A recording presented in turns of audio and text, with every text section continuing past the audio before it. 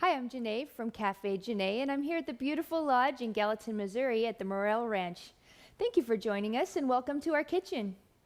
There are many people that are becoming very sensitive to dairy products. Dairy allergies and dairy sensitivities are abounding, and we need to figure out what can we do if you can't eat dairy but you still want to enjoy dairy products. One thing we can do is start using almond milk instead of cow's milk. Now, it's very easy to make this, it's quick, and it's very nutritious. Almonds are high in vitamin E and protein and lots of other phytochemicals that will keep your body healthy, prevent disease, and promote health. And there's no reason not to do this. It takes 5 minutes a day after you've figured out how to do it, and then you can have fresh almond milk anytime you want. Now, people ask me, what's the difference between making fresh almond milk and buying almond milk at the store? Most almond milks at the store, they have either vegetable oil or hydrogenated oil, and they usually also have some type of sugar in those almond milks. They've also been cooked, so any of the heat-sensitive vitamins and enzymes are no longer in those products. So it's a lot healthier for you and a lot more economical if you make it yourself. It's just really expensive to buy a carton of almond milk, and this is pretty cheap if you make it yourself. So all we're going to do is take our almonds and soak them in water for 4 to 8 hours. Drain off that water. If you'll notice, that water is kind of brown, and a lot of what that is enzyme inhibitors and phytic acid that covers the almonds, and it makes it really hard to digest. The enzyme inhibitors, they make it so your stomach acid can't break down the almonds and extract the nutrients out, and so you just want to get rid of that so you can maximize your nutrition intake from the almonds. And also, when you sprout the almonds, it starts the germination process, which means when plants or seeds start to sprout and they germinate, it improves the nutrition by quite a lot. So if you can germinate your almonds and if you can soak off all those enzyme inhibitors, they're going to be a lot healthier for you. So all we do with our almonds is we stick them in a blender with some water after we've soaked them for 4 to 8 hours. And then we blend them until all the fiber is broken down. You want to just keep blending it until all the particulate is really small. It's easiest to do this in a high-speed blender like a Vitamix or a Blendtec. You can do it in a regular blender, it'll just take longer. So in this high-speed blender, it'll take, 1 or 2 minutes to blend it. In a regular blender, it might take up to 10 minutes to get the particulate to fine enough so that your milk is going to work. All right, let's blend it, and then I'll show you what you can add to it to make it even more flavorful and dynamite.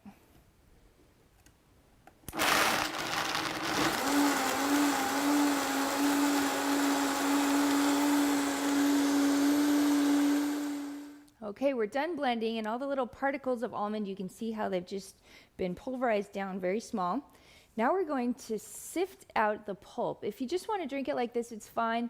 It's just a little bit gritty, so like if you're adding it to a smoothie, then you can probably just leave it as is. But if you want a nice, smooth, creamy almond milk, it's really great if you can filter out all of that pulp and then you just have the creamy almond milk left. There's 2 ways to filter it. You can either filter it with a cheesecloth that you've put into several layers, so we've probably got 4 or 5 layers of cheesecloth here, or you can buy what's called a nut milk bag, and that's just some white fabric that's sewn up kind of like a little pillowcase about this big, and you pour the nut milk in and then twist the top and the almond milk comes out the bottom. We didn't have access to a nut milk bag today. That's what I usually use. That's the most convenient, but we did have access to cheesecloth, so I'll show you how to do it with cheesecloth, but just keep in mind there's an easier way to do it, and that's with a nut milk bag.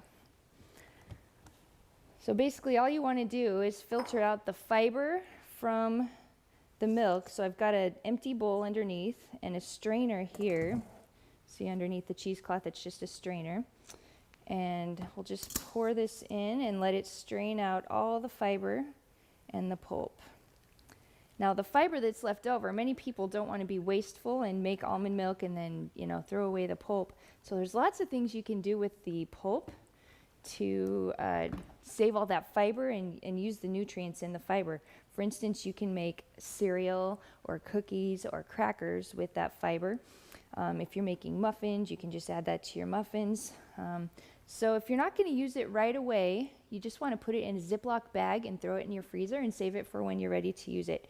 It spoils pretty quickly, so you want to either use it right away or throw it in your freezer in a Ziploc bag really quick, just to preserve the nutrients.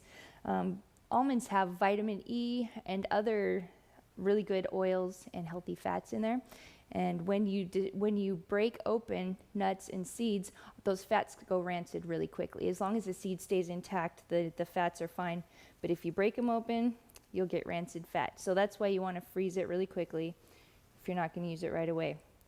A little bit later, I'm going to show you how to make some nutty, crispy cereal, so you can have some cold cereal on hand whenever you want. And you can put that almond pulp into that cold cereal.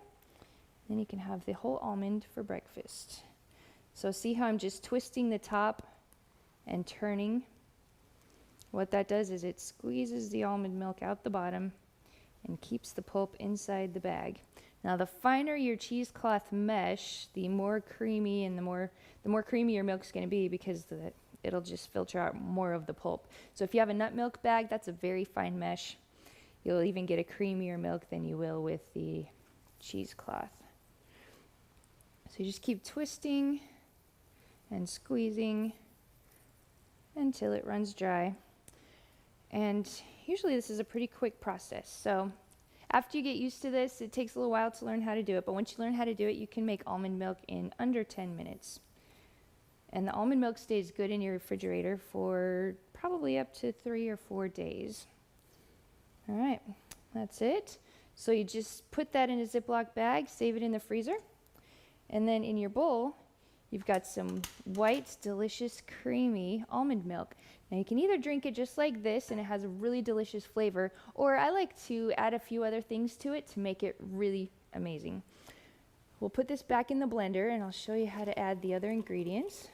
See that? Doesn't that look rich and creamy and amazing?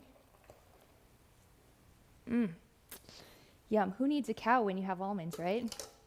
All right. I'm going to put a little bit of salt in there. That will just enhance the flavor, give it a little pick-me-up. So just a pinch of salt. And to add a little bit more healthy fat, I'm going to put in some coconut oil, just a teaspoon or two of raw coconut oil. And some lecithin. This is a derivative of soy, so make sure that it's organic or you'll get GMO soy. You want to stay away from GMO soy. So this is organic lecithin, and what that does, it's an emulsifier. So when you have the coconut oil in there, which is a fat, and the water, they don't combine. So the emulsifier combines the fat and the water so that your milk doesn't separate after you're done blending it. And the lecithin is totally optional. You don't have to use it if you don't want to. It's just optional if you don't want your milk to separate. And then I'm going to put a few drops of stevia in here just because sometimes it's nice to have a little bit of a sweet taste to it.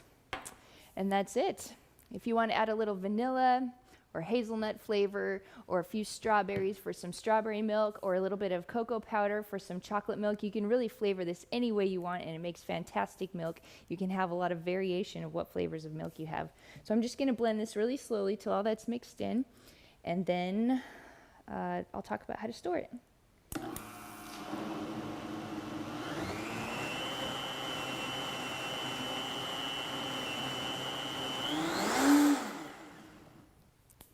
Okay, we're all done mixing that up.